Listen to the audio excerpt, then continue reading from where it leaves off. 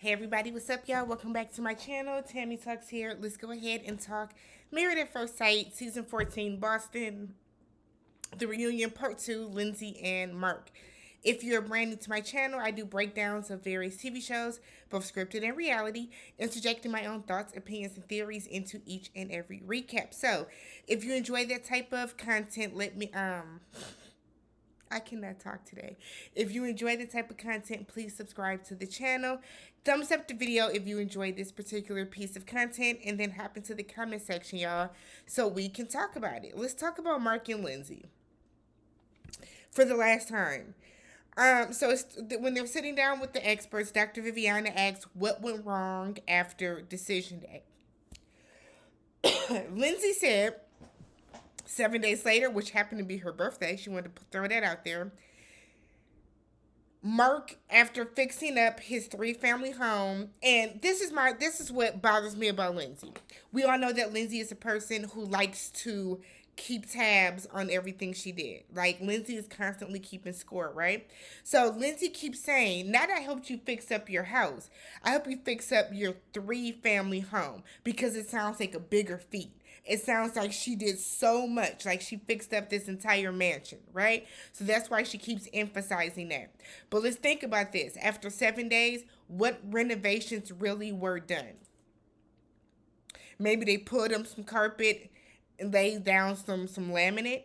They painted the walls. They maybe hung up some new curtains, some new blinds, but that's really it. You are not doing any substantial home renovations in 7 days. Okay? So Lindsey said that Mark told her that for her birthday, he would give her an IOU. She said she waited about 6 weeks, and then she brought it up, and he said, well, it's too late for it now. It really doesn't matter. She said, no. She wants her damn birthday present. I said, Lindsey. So she then said that Mark began to say that she can't stay there and she doesn't have rights to live in that house. Mark said that that is not true.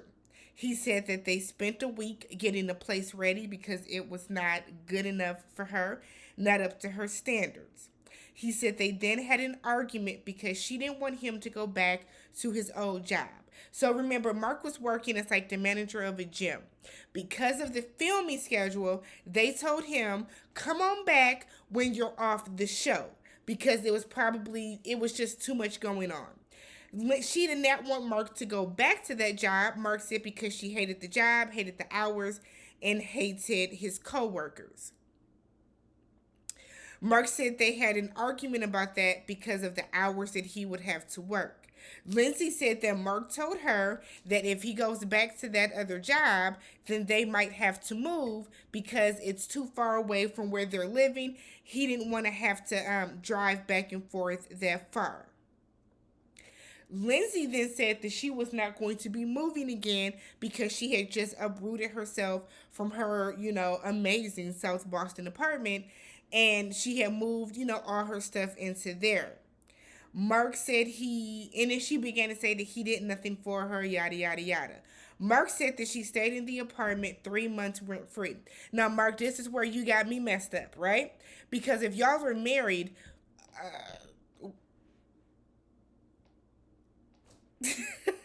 so I guess it's going to come down to how were they going to split the bills. Lindsey, were you supposed to be helping out with rent? What was going to be the split? Was your grandmother's house not paid off, Mark? Was Mark expecting her to pay him rent personally? There are some questions that need answers, regarding that situation. Nonetheless, they each have what they think to be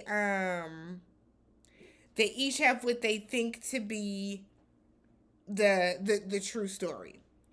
So Mark said that there were too many threats made. I believe that. I do believe, because we have seen the way Lindsey talks to people. I wholeheartedly believe that Lindsey was threatening this man. Whether they were empty threats or not, nobody wants to be threatened. Pastor Cal said that it really comes down to the fact that they lost respect for each other. And they both ruined the marriage. I agree.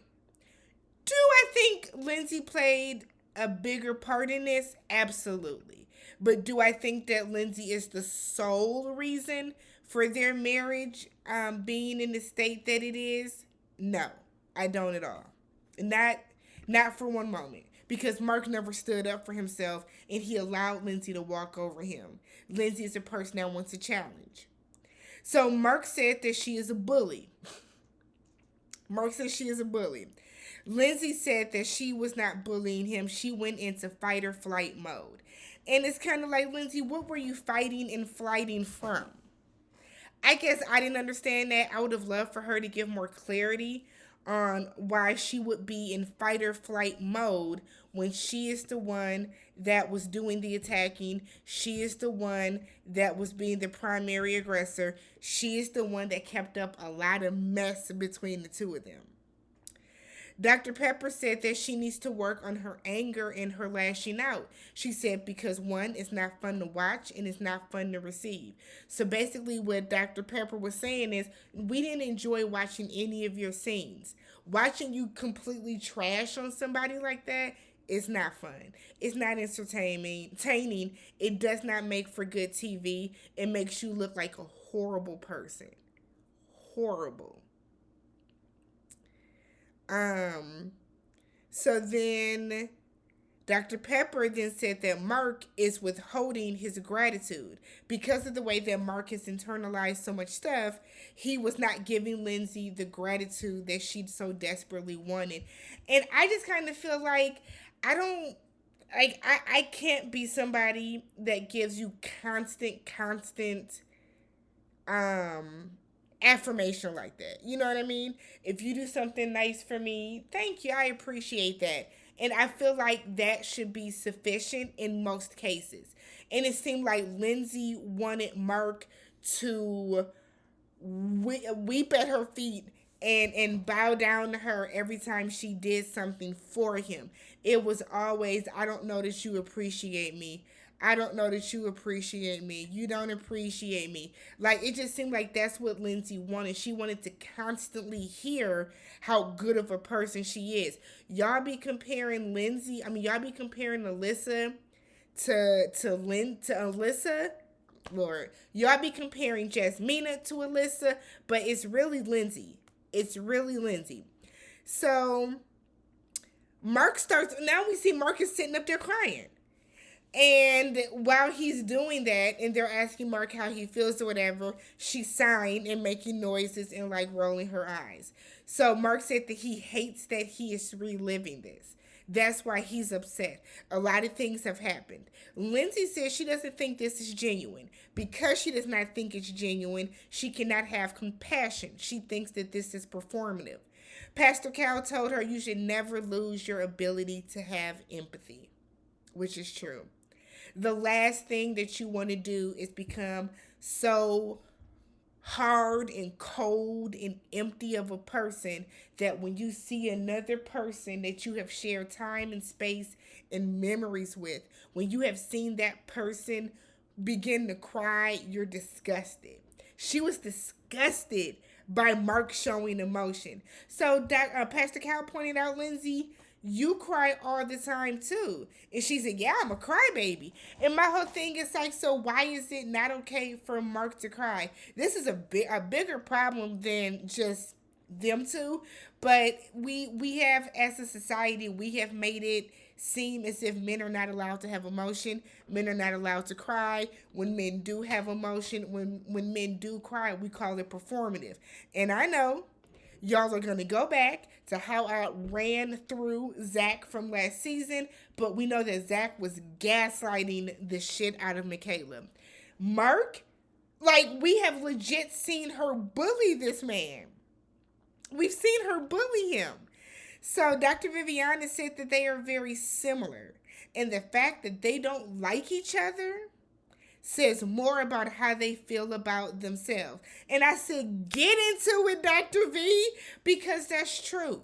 We have seen them both shut down. We have seen them both go 0 to 100. We have seen them both do the same things to each other. And if you hate the person that you're looking at that acts just like you, then you don't like yourself. I said Dr. Viviana came with the word today. She came with the word. She was over Lindsey's bullshit too, because she tried to cut Lindsey off earlier, and when Lindsey very rudely just called her Viv, she was like, because we don't need her to be brutally honest, because everything that Lindsey does is a dig at Mark. It's like she can't help it. Lindsey is the epitome of hurt people hurt people.